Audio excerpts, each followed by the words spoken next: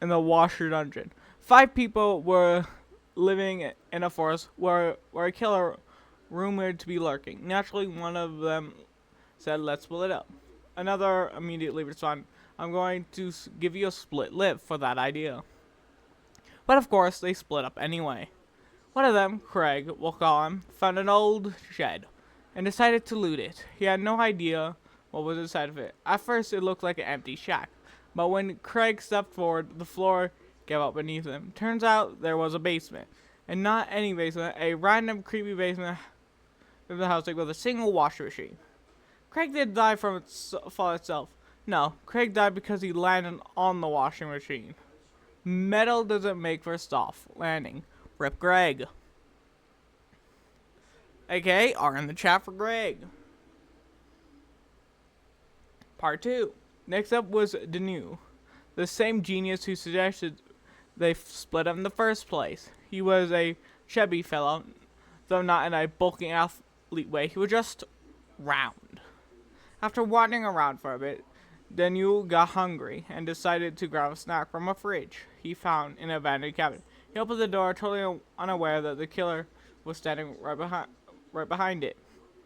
He didn't even get attacked. He had a heart attack and died on the spot instantly. The killer didn't need to lift the finger. The remaining 3 found his body and assumed he died of natural causes, because teenagers are stupid. Buried him respectfully next to Greg, the poor soul who discovered the secret dishwashing dungeon of death. Part 3. Next up was the girl of the group. Let's be honest, every single frightened group somehow ends up with at least one girl and one guy. No one really questions it. It just is. Her name was Raven. Now Raven actually got the classic horror movie experience. She was all alone in the forest, keeping she swaying when howling. 10 out of 10 atmosphere. The killer finally made an appearance and slashed her foot. She took off running, limping, stumbling through the woods. But unlike the typical chase scene, there was no dramatic music, no last-minute heroics, no sudden stab to the heart, epic final scream. Raven didn't get any of that.